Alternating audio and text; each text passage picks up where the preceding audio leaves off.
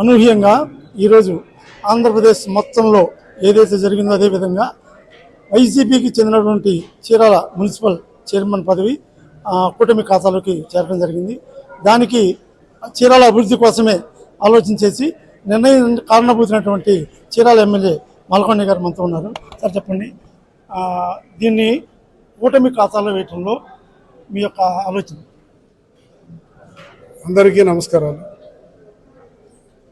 అందరూ కూడా అభివృద్ధిని కోరుకున్నారు, కౌన్సిలర్స్ అందరూ కూడా అభివృద్ధిని కోరుకున్నారు. వారందరూ కూడా మనం చెప్పిన మాట విన్నారు. వాళ్ళ ఇష్టం మేరకే ఈ రోజున మనము అక్కడ చైర్మన్ కూడా ఎన్నుకోవడం జరిగింది. ఈ చైర్మన్ ఎవరైతే వాళ్ళ మించాల సాంబశివరావు అతన్ని మనం వాళ్ళు చైర్మన్గా తీసుకున్నారో ఆ చైర్మన్తో కలిసి మేమందరం కూడా డెవలప్మెంట్ వైపు ప్రయాణం చేస్తాం. గత జరిగినటువంటి 4 సంవత్సరాల్లో మేము ఏ రకమైన డెవలప్మెంట్ చేయలేకపోయాం.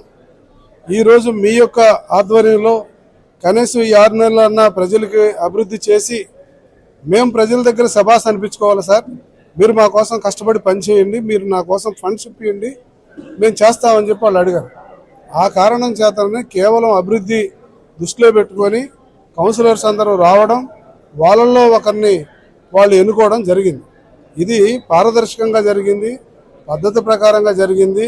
ఈ ఎలక్షన్కి నేను ఎంపీ గారు లోపల ఉన్నాం.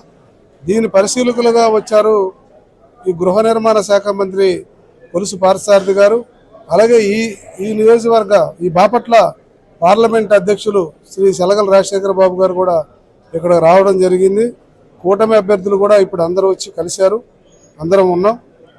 ఇది చీరాల మంచికే తప్ప ఇంకో రకమైనటువంటి ఆలోచన ఇందులో లేదు.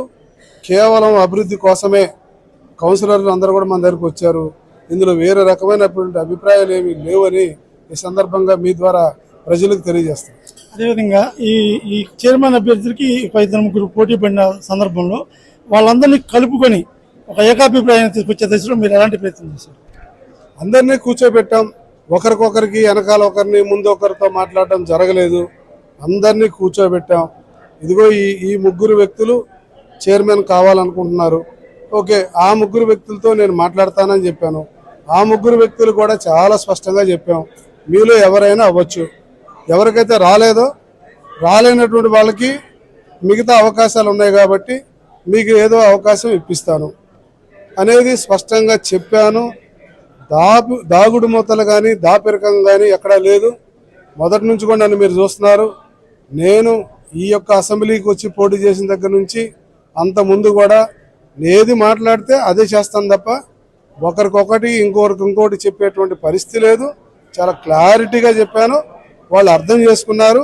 మీ ఇష్టం సార్, మీరు ఏం చెప్తే అదే మేము మా శిరసా వహిస్తామని చెప్పడం వల్ల నాకు పని ఈజీ అయిందని చెప్పి ఈ సందర్భంగా తెలియజేస్తాను. అదేవిధంగా అన్ని సామాజిక వర్గాలని మీరు సమతుల్యంగా పాటించే దాంట్లో నిజమైన కార్యకర్తకి పదవి ఇచ్చినట్టుగా కౌసరపు జనార్దన్కి ఏఎంసీ చైర్మన్ ఇవ్వడానికి కూడా ఒకంత పారదర్శకంగా చెప్పుకోవచ్చు. అదేవిధంగా చూస్తే మన రుద్రాని మన స్టాండింగ్ కౌన్సిల్ చేయడం కానీ ఇలాంటి సామాజిక కోణంలో ఆర్య వయసులకి ఎలాంటి ప్రయారిటీ ఇవ్వబోతుంది? ఖచ్చితంగా వాళ్ళకి ఒక వైస్ చైర్మన్ ఇవ్వడానికి ప్రిపేర్ అయ్యాం. అలాగే ఏఎంసీ వైస్ చైర్మన్ కూడా వాళ్ళకి ఇచ్చాం. ఇప్పుడు వరకు ఇంకా రేపొద్దున రాబోయే రోజుల్లో కూడా నెక్స్ట్ రాబోయే మున్సిపాలిటీలో కానీ ఎస్సీలు కానీ ఆర్యవైశ్యులు కానీ అలాగే చేనేతలు కానీ ఎవరి ప్రాధాన్యత వాళ్ళకి ఇస్తాం. వీళ్ళు వాళ్ళు అనేది ఏం లేదు. నేను వచ్చిన దగ్గర నుంచి కూడా సామాజిక న్యాయాన్ని ఖచ్చితంగా పాటిస్తున్నాను. పరిస్థితులను బట్టి ఎవరైతే ధీటుగా నిలబడి నా వెనకాల ఉండి పనిచేయగలరు అన్నదాన్ని చూసుకొని ముందుకు వెళ్తున్నాను తప్ప పార్టీ సిద్ధాంతాలు కట్టుబడి పనిచేస్తున్నాను, అంతేగా నా ఇష్టానుసారంగా మాత్రం చేయట్లేదు. ఇప్పుడు మించాల సాంబశివరావు గారిని చైర్మన్ అయ్యారు. చీరాలలో ఎటువంటి సమస్యలు ప్రధానమైనవి పరిష్కరించే దశలో మీరు గుర్తించారు?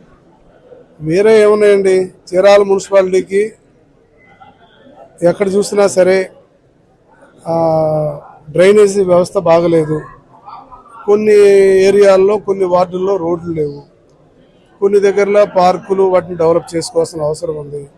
డెవలప్మెంట్ అనేది ఒక్క మించాల సాంబశివరావు లేదా ఒక ఎమ్మెల్యే కొండయ్య గారితో అవ్వదు. ఉన్నటువంటి కౌన్సిలర్స్ అందరం కూర్చొని ఎప్పటికప్పుడు ఇందులో మాత్రం ఎటువంటి భేదాభిప్రాయం ఉండదు. చైర్మన్ అవ్వచ్చు, ఎమ్మెల్యే అవ్వచ్చు, ఇది నా దగ్గర నడవదు. మీ అందరం ఒకటే. ఇక్కడున్న కౌన్సిలర్స్ కానీ ఇప్పుడు ఈవెన్ చైర్మన్ అయినా కూడా మేమందరం కూర్చొని మాట్లాడతాం. ఇక్కడ ఎటువంటి అజమాయిషి కానీ ఆధిపత్యం కానీ ఈ నియోజకవర్గంలో జరగడానికి వీల్లేదు. అందరివి కూర్చొని మాట్లాడతాం. చైర్మన్ అంటే ఒక్కొక్కరికి పెద్దరికం ఇచ్చాం. ఎమ్మెల్యే అంటే ఈ నియోజకవర్గంలో నాకు పెద్దరికం ఇచ్చాం. ఏఎంసీ చైర్మన్ అంటే ఆయనకు ఒక అవకాశం కల్పించాం. అంత మాత్రాన మేము చైర్మన్లమే, మేము ఎమ్మెల్యేలమే, ఇది మీరు ఎన్నరు, మీరు చూడటానికి వీల్లేదు. అంతే, సేవలో ఉంటాం. చివరిగా ఒక క్వశ్చన్ సార్, ఆంధ్రప్రదేశ్లో చాలా మున్సిపాలిటీలలో లాగా విభిన్నంగా వైసీపీకి చెందిన చైర్మన్నే మీ ఖాతాలో కలిపేసుకున్నారు. జంజన శ్రీనివాసరావుని టీడీపీలో కలిపేసుకున్న పరిస్థితుల్లో చైర్మన్ని మార్చాల్సిన సందర్భం ఎందుకు వచ్చింది? అసలు మా చైర్మన్ జంజన శ్రీనివాస్ అని నేను అంట. తను సక్రమంగా మాకున్న స్నేహాన్ని బట్టి మిత్రుడిగా అతను ఉంటే, నేను చెప్పిన వాటి వినుంటే అసలు మాకు ఎలక్షనే లేదు, అవసరమే లేదు మాకు. తనే ఆల్రెడీ ఉండేవాడు, మేము అందరం కలిసేవాళ్ళం, అందరం బాగుండేవాళ్ళం, బాయ్. కాకపోతే కొన్ని కారణాల వల్ల అతన్ని కూడా వైసీపీ వాళ్ళు ఓవర్టాక్ చేసి ఇదే ఆఫీసులో వైసీపీ మీటింగులు పెట్టారు. అది నాకు నచ్చలేదు. దానివల్ల ఇది జరిగింది తప్ప నా మిత్రుడి మీద నాకు ఎలాంటి ద్వేషం లేదు.